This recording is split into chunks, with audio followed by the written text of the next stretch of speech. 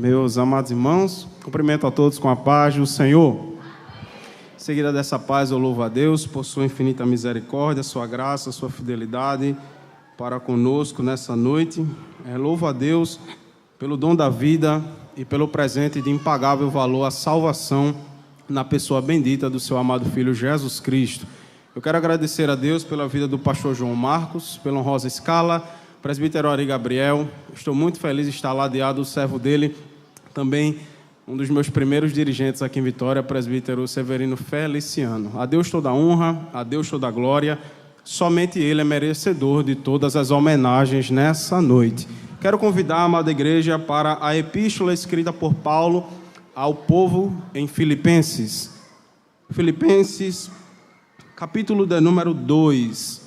Enquanto a igreja procura, eu rogo as orações, reconhecendo neste momento todas as minhas falhas, grande incapacidade, limitações, mas Ele é fiel. Quem diz amém? Amém. Filipenses capítulo 2, por gentileza.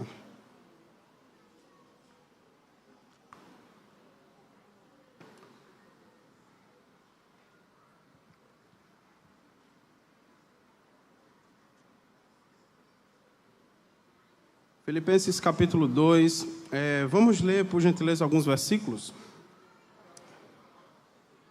A partir do versículo de número 8.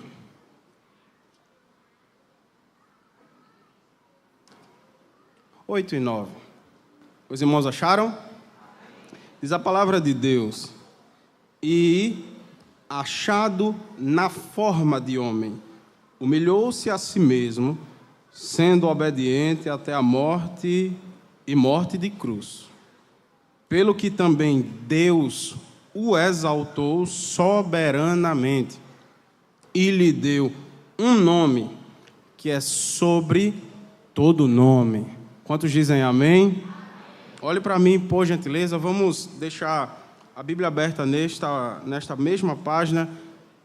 Teremos a necessidade de versar algumas palavras desse texto aqui. Filipenses. O nome dessa cidade dá-se-á pelo pai de Alexandre, chamado Alexandre o Grande.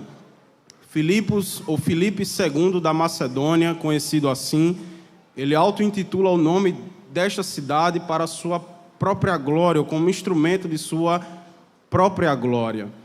Ao chamar Filipenses, a glória deveria ser de um nome, um homem, pai de um homem grande, Alexandre o Grande.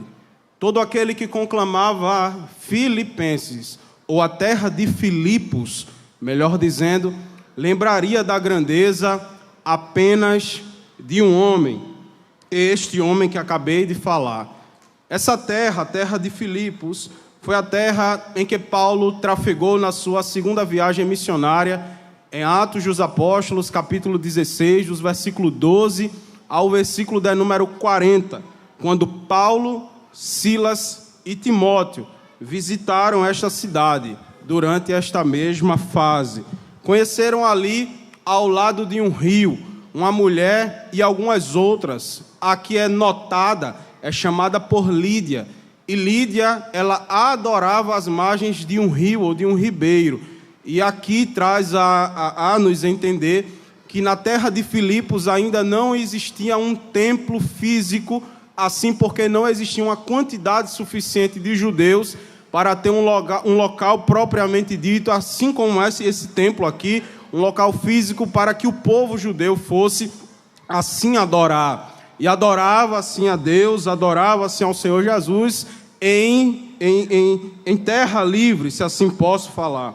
Essa epístola ela foi escrita entre 60 e 62 depois de Cristo. E eu chamo a atenção dos irmãos aqui neste momento.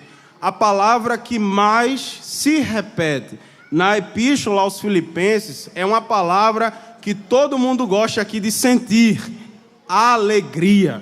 Alegria é a palavra que mais se repete. E por que isto? É porque Paulo, ele estava em férias. Paulo, ele estava feliz de uma forma geral, financeiramente Paulo estava bem, fisicamente Paulo estava bem. É por isso que ele comunica a alegria ao povo de Filipos? Não.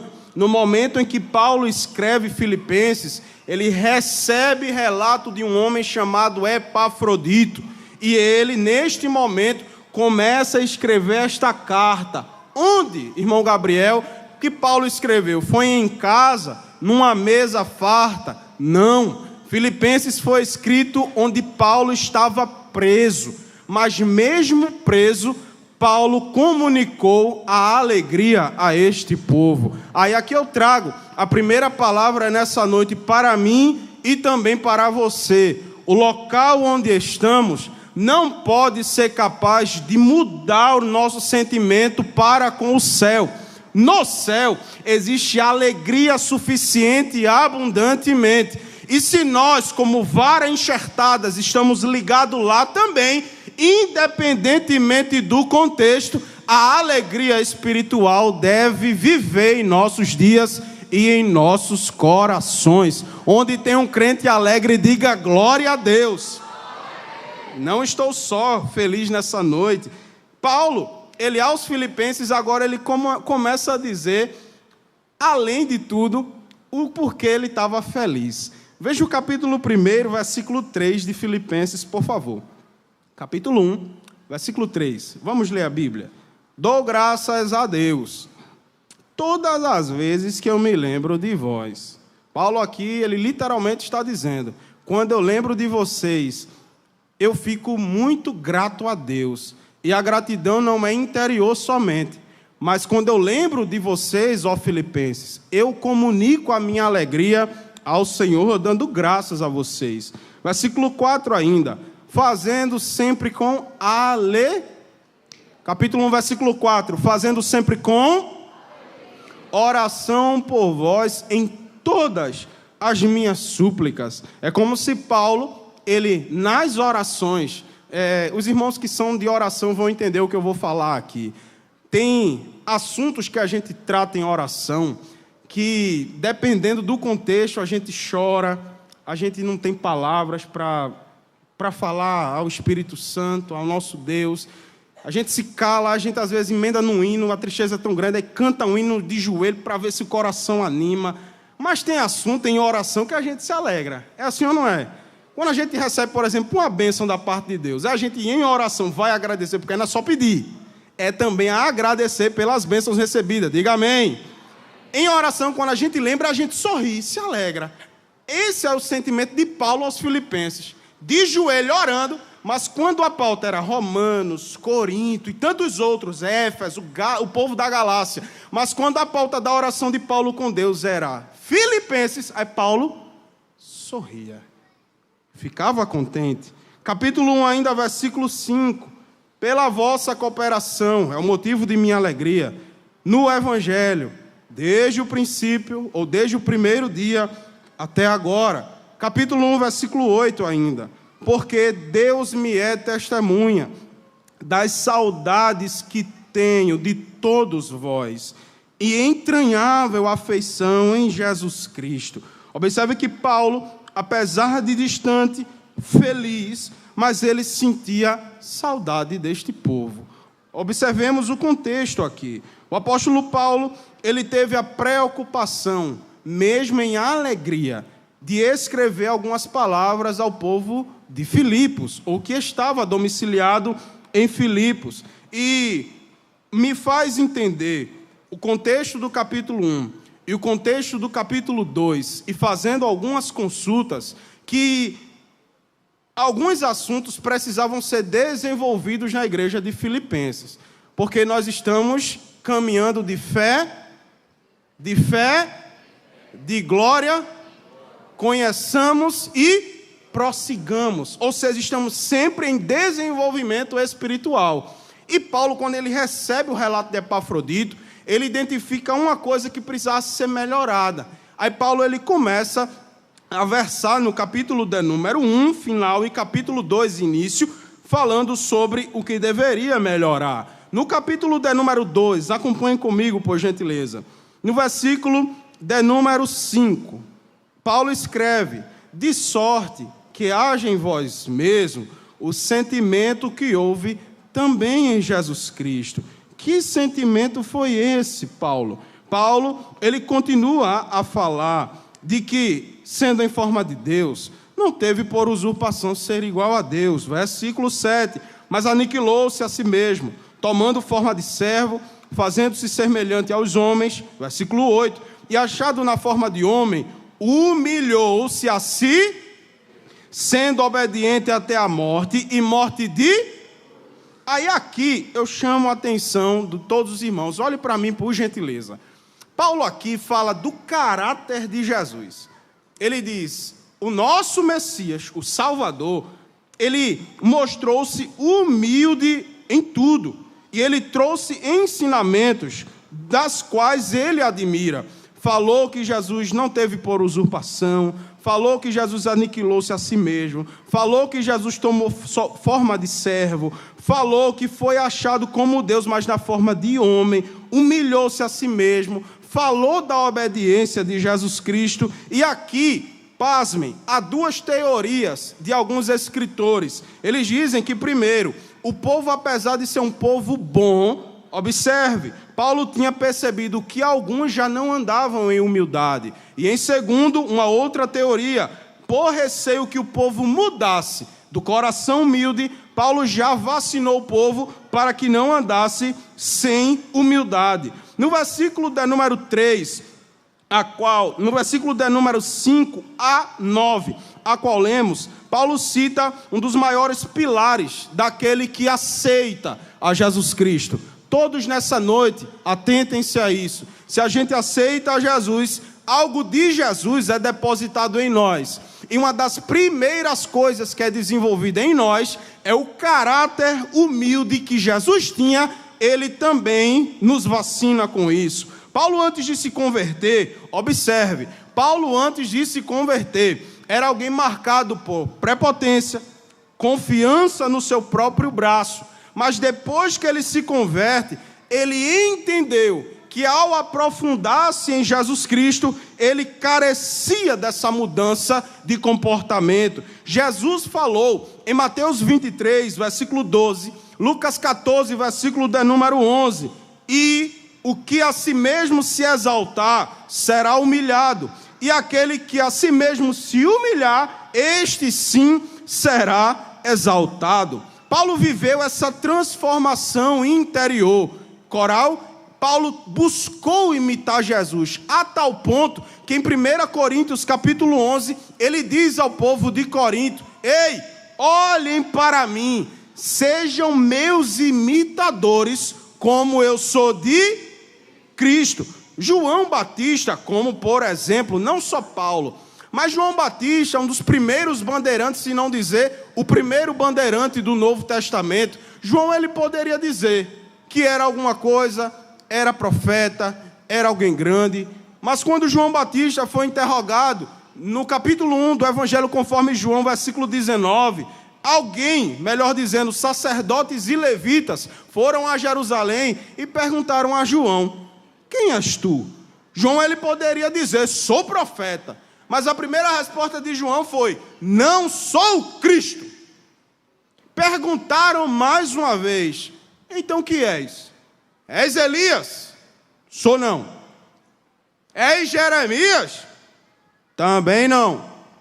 Quem és? Eu sou a voz do que clama do deserto. Aí ele continua falando, aí ele é cheio de Deus naquele momento. Aí quando alguém poderia até colocar laura, jogar confete na nossa linguagem, a João diz: eu sou muito pequeno. A tal ponto eu digo, pois, isso: aquele que vem após mim é antes de mim, do qual eu não sou digno de desatar as correias da sua sandália. E este é aquele o qual eu disse: após mim vem um homem que é antes de mim, porque foi primeiro que eu. João entende que Jesus é o maior. E eu quero agora começar a pregar o quê? Sobre a autoridade que há no nome deste Jesus, que é o único grande na terra, debaixo da terra e no céu, permanece para sempre e permanece sendo o seu nome poderoso. Quantos acreditam que o nome de Jesus é poderoso? Irmãos, o nome de Jesus, ou melhor dizendo, a humildade, eu quero me ater somente a isso e passo para o nome de Jesus. Humildade é diferente de complexo de inferioridade. Até porque no reino espiritual não existe complexo de inferioridade. Não existe.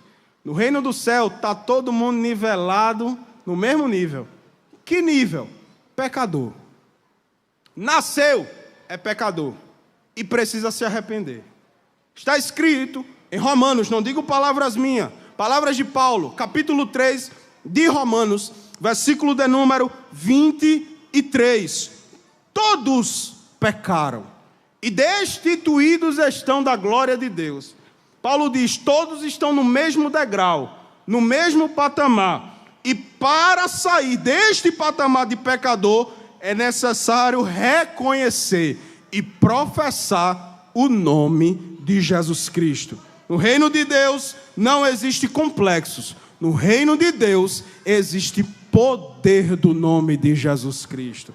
É como este assunto de Paulo, e ele decide agora citar a maior das referências do assunto chamado humildade. Irmão Gabriel, por que o senhor afirma com tanta certeza que Jesus foi alguém humilde?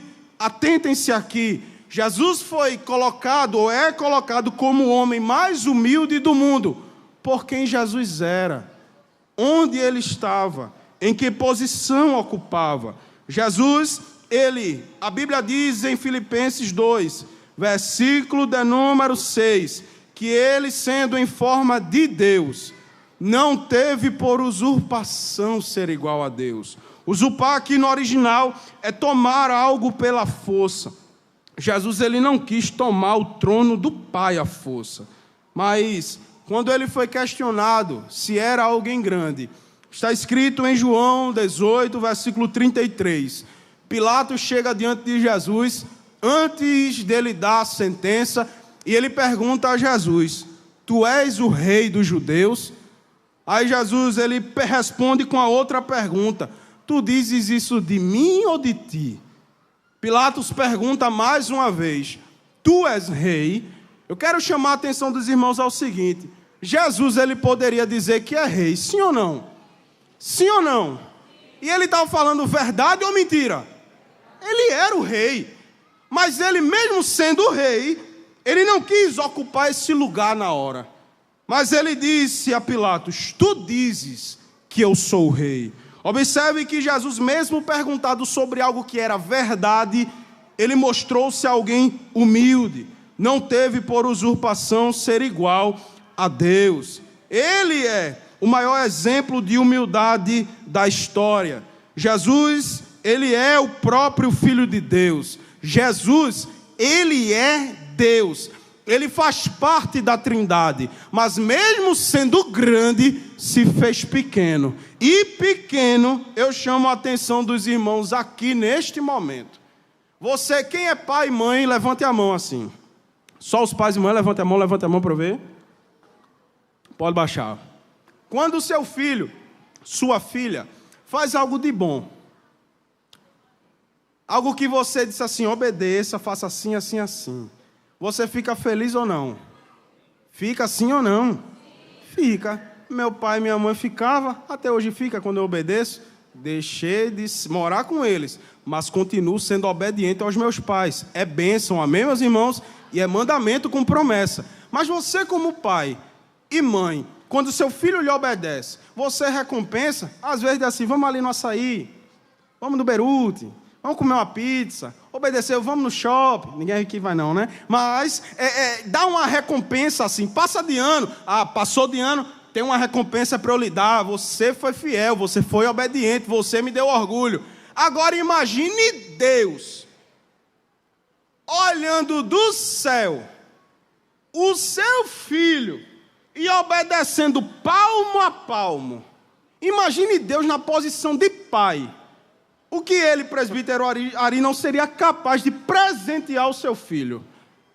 Que ele olhou lá do céu, permita a minha limitação, eu gosto de imaginar, mas permita-me, Deus olhando lá do céu dizendo, nasceu, foi obediente, venceu o diabo, curou no deserto, curou enfermos, falou minhas palavras, avisou sobre o arrebatamento, chegou o momento da crucificação, dialogou comigo no Getsemane, permaneceu obediente, venceu a cruz, venceu o castigo, foi crucificado, sepultado, 3 dias lá, ressuscitado, 40 dias ficou, todos viram depois de ressuscitado, depois de 40 dias deixou mandamentos no capítulo 1 de Atos e subiu. Imagine Deus olhando o seu filho dizendo, a missão era muito terrível, mas ele foi obediente.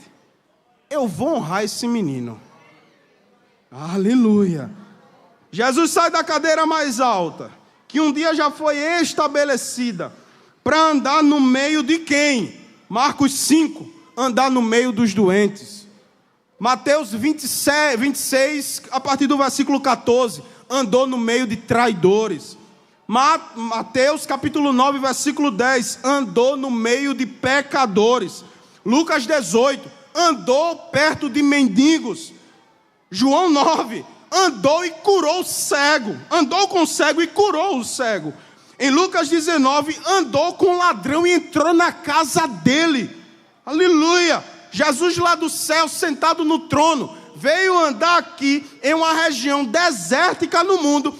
E às vezes nem andava de forma confortável. O povo apertava ele. Marcos 5, Lucas 5, a multidão apertava Jesus. Ele tinha um trono, sai do céu para andar a pé. E a única vez que não andou a pé foi num jumento que nem era dele, nem da família dele. Foi emprestado. Aí Deus olhando do trono dizendo, ele tinha posição, mas amou o projeto. Ele tinha posição, mas ele amou o meu desígnio para ele. É neste momento que cumpre-se Filipenses 2:9. Eu vou o exaltar e lhe dar um nome que é sobre todo nome. O nome de Jesus é a maior ferramenta espiritual para eu e você vermos o impossível acontecer. Este nome é o único nome que é capaz de salvar um homem pecador.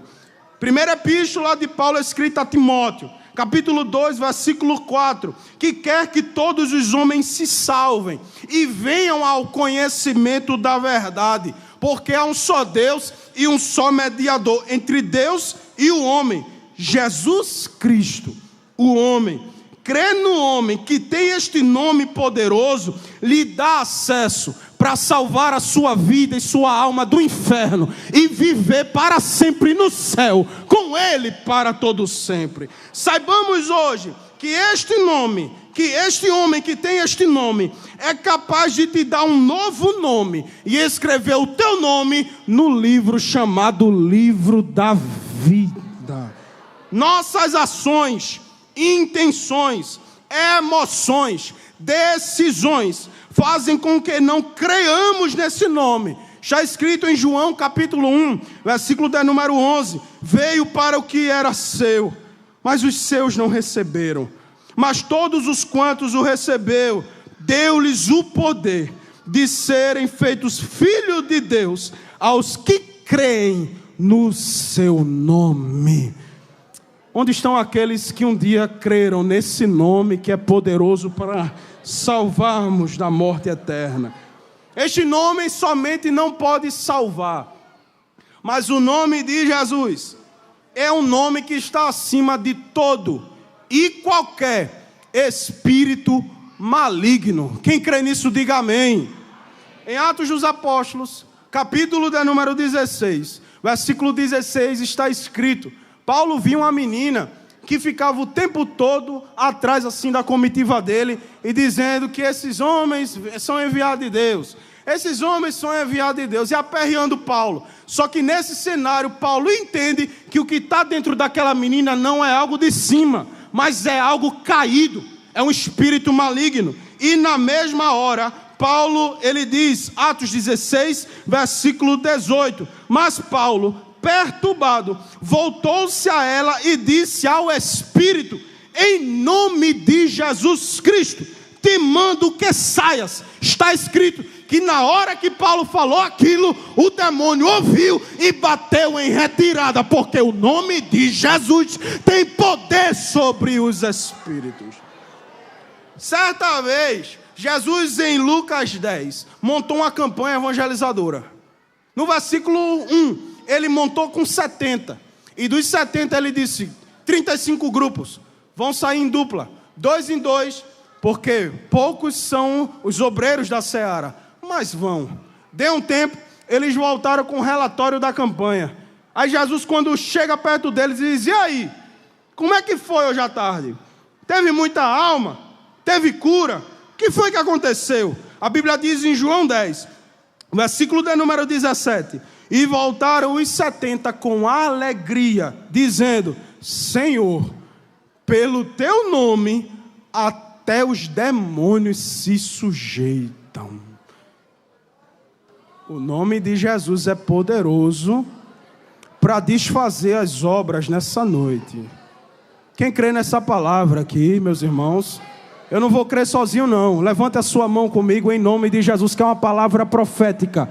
Há poder no nome de Jesus aqui no nosso meio. E toda ferramenta espiritual preparada contra ti, contra os teus, contra a tua casa, não prosperará, porque estás debaixo da bênção do nome de Jesus. O nome de Jesus, o nome sobre todo nome. Não somente é poderoso sobre os espíritos, mas o nome de Jesus é mais poderoso do que o espírito de suicídio. Isso é muito sério. Quando Paulo expulsa a menina, Paulo vai para a prisão. Ele e Silas, os irmãos conhecem, perto da meia-noite, cantavam, oravam hinos a Deus. Do nada, meia-noite, o cárcere começa a tremer. As prisões são abertas. Só que Paulo estava ali debaixo do nome.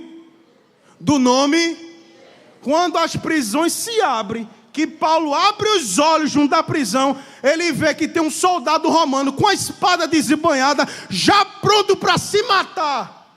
Aí Paulo diz: epa! Irmãos, o que é capaz de parar o braço de um soldado romano?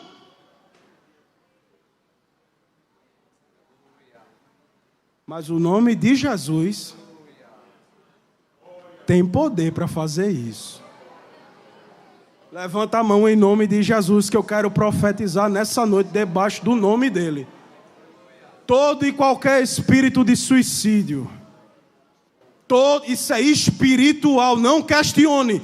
Todo e qualquer espírito de suicídio, nessa noite ouça a voz do Espírito Santo que diz: essa vida não é sua.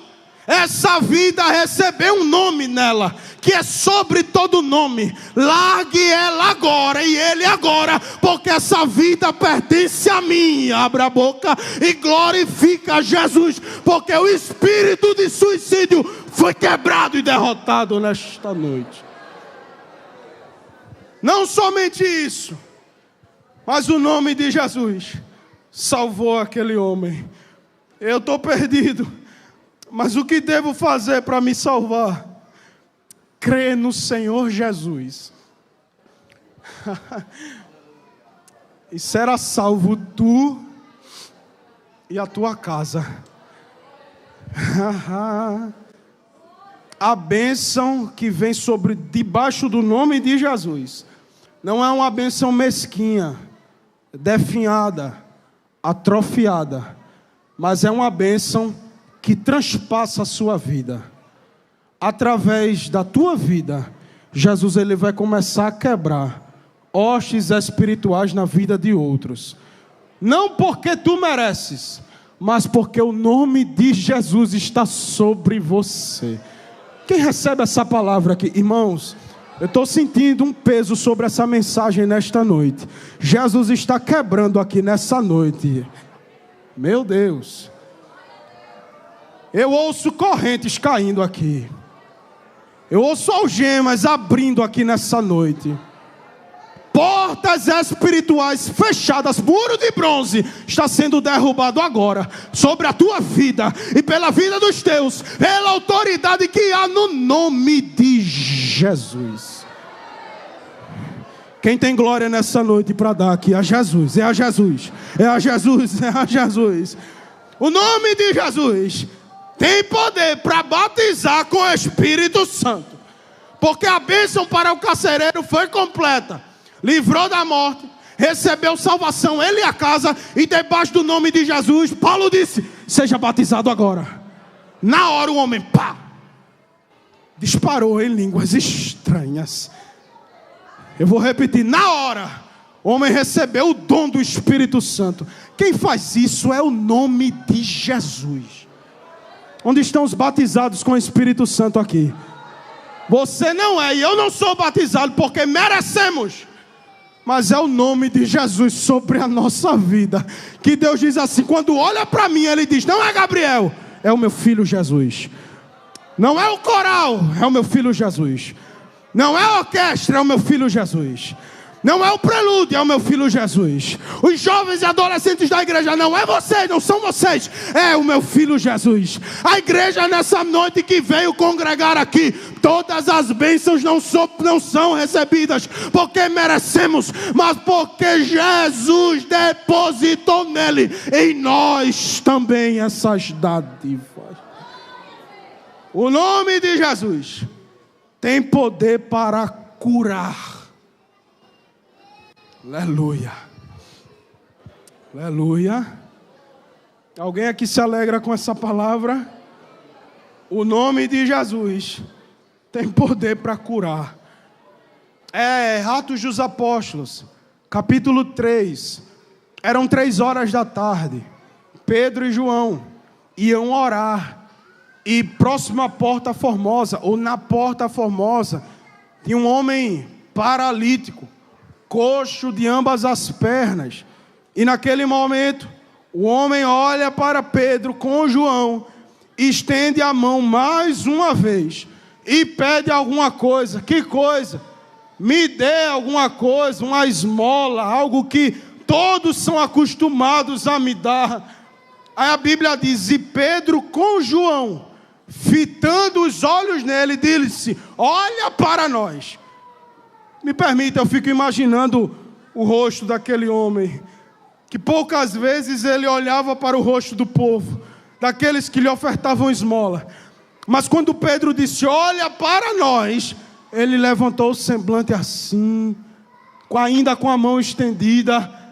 Pedro diz: eu não tenho prata, eu não tenho ouro, mas o que eu tenho, isto te dou. Eu fico imaginando aquele homem dizendo: agora, nunca mais eu volto.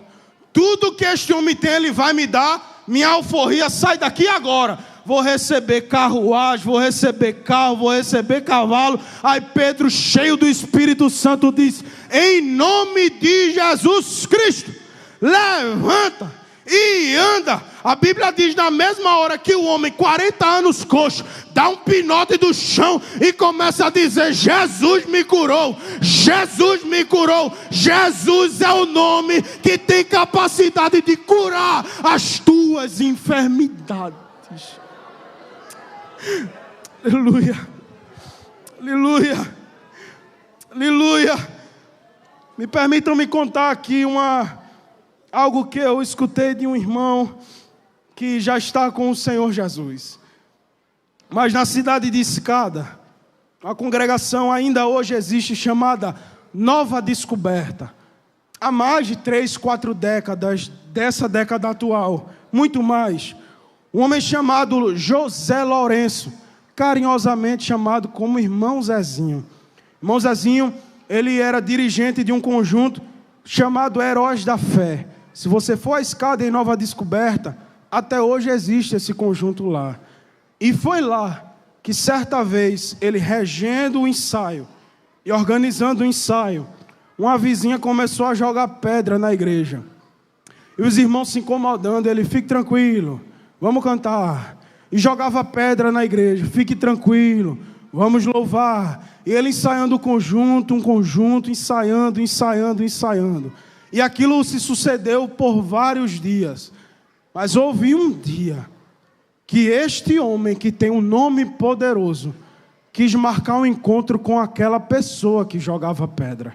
Era uma mãe que tinha um filho recém-nascido. E do nada, era mais um sábado de ensaio à tarde. Irmão Zezinho adorando junto com os irmãos. E de repente, essa mulher, ela bate na porta e busca entrar na igreja. E ela entrando na igreja, ela entra com o seu filho no braço. E agora o seu filho morto. Ela joga nos braços assim do irmão Zezinho e diz: esse Jesus tem poder mesmo? Irmão Zezinho pegou a criança, de fato morta, gelada. Ele olhou para o conjunto assim e disse: onde é que a gente parou? Vamos continuar dessa mesma parte aí que parou. Vocês cantam que eu vou em nome de Jesus. Oh, glória a Deus. O conjunto, enquanto louvava, o irmão Zezinho fez uma oração curta. Em nome de Jesus. A criança acorda e começa a gritar: mamãe, cadê mamãe? Cadê mamãe? Sabe quem fez? Não foi Heróis da Fé, não foi Nova Descoberta, não foi a Igreja de Escada, não foi irmão Zezinho, foi o nome, sobre todo nome, que ainda levanta enfermo, ressuscita morto. É Ele, Jesus Cristo, o que tem o nome sobre todo nome. Eu pergunto nesta noite: quantos creem em promessas de Deus aqui? Existe uma promessa compartilhada à igreja. E essa promessa é coletiva. Que promessa é, irmão Gabriel? Evangelho conforme Marcos capítulo 16. Versículo de número 17. E estes sinais seguirão. Quantos creem?